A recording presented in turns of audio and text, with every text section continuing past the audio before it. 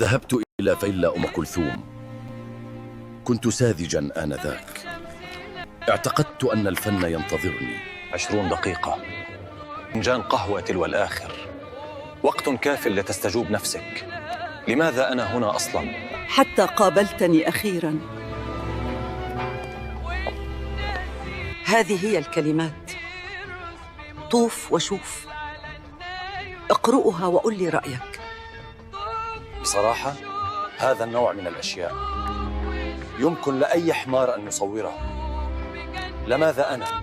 بصراحة الأغنية دي أي حمار ممكن يصورها. أنا مضطرب ولكن أحتاج إلى معنى. أعطني معنى سأجعله صورة.